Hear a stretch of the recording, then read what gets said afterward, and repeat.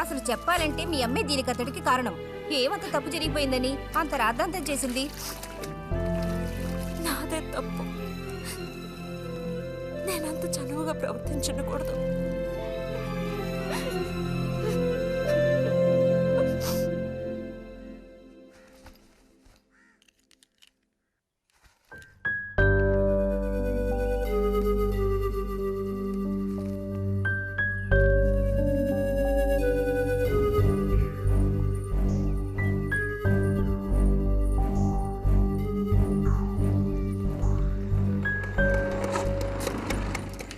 ఎక్కడికిరా?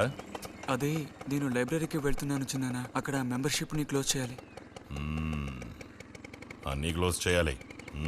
వెళ్ళు.